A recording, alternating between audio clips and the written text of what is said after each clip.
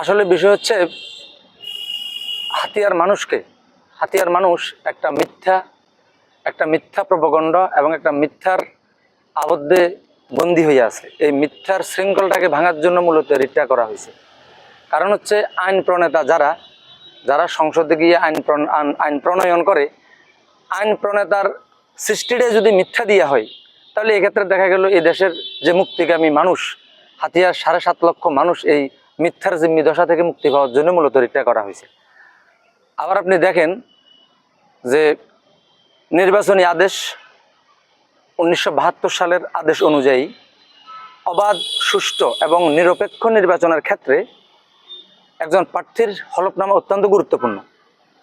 আব্দুল হান্নান মাসুদ নির্বাচনে তার যে হলফনামা দিছে সম্পূর্ণ অসত্য, বানোয়াট, ভিত্তিহীন এবং কল্পনাতীত। ওনার এই হলফনামার সাথে বাস্তবের কোনো মিল নেই। আপনি দেখেন কুমিল্লার মঞ্জুরুল হাসান হলফনামায় ভুলের কারণে ওনার এমপির প্রার্থিতা বাতিল গেছে। সীতাকুণ্ড আমাদের আসলাম, ওনারও হলফনামায় ভুল তথ্য থাকার কারণে উনি এমপি হওয়ার পরেও কিন্তু এখনো শপথটা নিতে পারে নাই। তো এক্ষেত্রে হান্নান মাসুদের যে অসত্য এবং বানোয়াট, এটা 1972 সালের নির্বাচনী আদেশ অনুযায়ী এটা অত্যন্ত সাংঘর্ষিক এবং ভয়াবহ। এই ক্ষেত্রে আমি কামনা করি যে যদি সুষ্ঠু প্রমাণ হয় তাহলে হয়তো ওনার এমপিত্ব পদ বাতিল, এটা আমরা চাই। আর দ্বিতীয় একটা কথা হচ্ছে, আমরা আরেকটা জিনিস নিয়ে আমি রিড করছিলাম, সেটা হচ্ছে নির্বাচনের জালিয়াতি বিষয় হচ্ছে 22টা কেন্দ্রে, যে 22টা কেন্দ্রের হার্ড কপি এবং সফট কপি আমার থেকে আছে, ওই 22টা কেন্দ্র অসম্পূর্ণ। নির্বাচনী আদেশ 1973 সালের আইন অনুযায়ী 1973 সালের আইন অনুযায়ী সেটা হচ্ছে যে কোনো অসম্পূর্ণ ফাইনাল রেজাল্ট শিট গ্রহণযোগ্য নয়।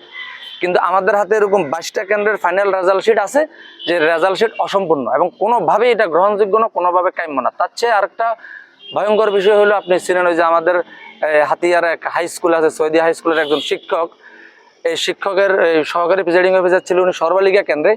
ওই ভিডিওটাও আমার থেকে আছে, ওইখানে উনি ওপেন ব্যালটের শাপলাগুলির পক্ষে উনি সিল মারতেছে।